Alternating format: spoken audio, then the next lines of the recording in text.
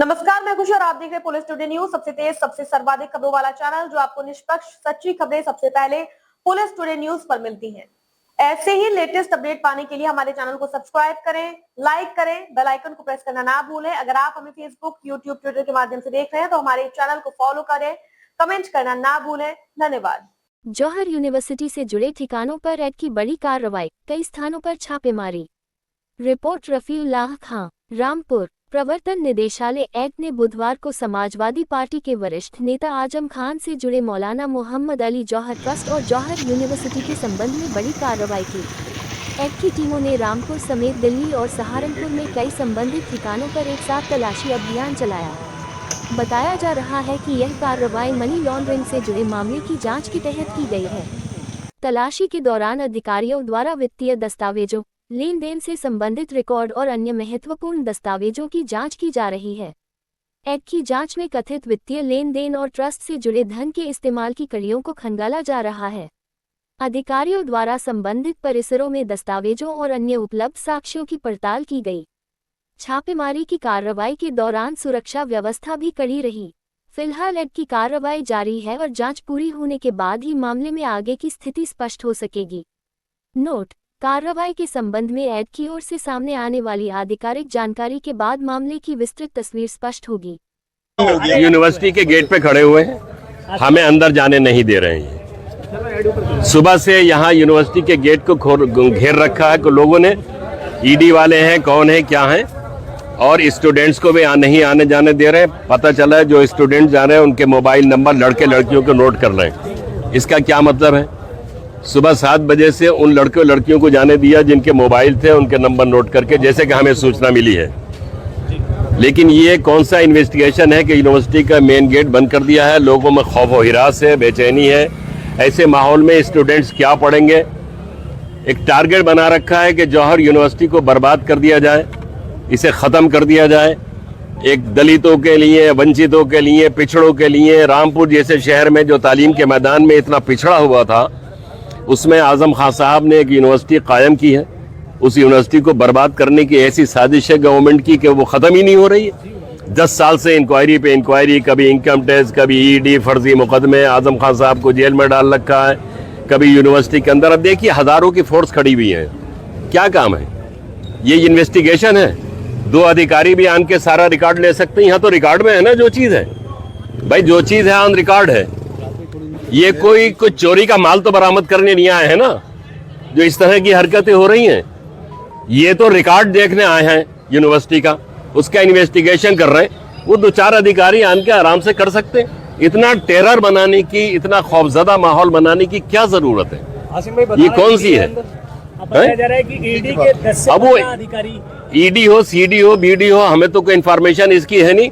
लेकिन फोर्स के जोर पे, बंदूकों के जोर पे, खाकी वर्दी के जोर पे कब्जा कर रखा है। किसी को जाने नहीं दे रहे हैं। एक यूनिवर्सिटी, अल्पसंख्यक एक यूनिवर्सिटी है, वो बर्दाश्त नहीं हो रही है। आजम खान साहब ने ये गुनाह कर लिया है कि रामपुर जैसे छोटे शहर में एक बड़ी यूनिवर्सिटी बना दी है। उनका गुनाह यह है कि रामपुर जैसे छोटे शहर में एक बड़ी यूनिवर्सिटी बना दी है। वो भारत सरकार को बर्दाश्त नहीं हो रही, उत्तर प्रदेश सरकार को बर्दाश्त नहीं हो रही है। तो किस नजर से देखते हैं आपको भी अब अंदर नहीं जाने दिया जा रहा है? अंदर नहीं जाने दिया, ये जुल्म है, ज्यादती है। बहरहाल जुल्म ज्यादती का एक दौर है, ये भी खत्म हो जाएगा। ये दिन भी नहीं रहेंगे।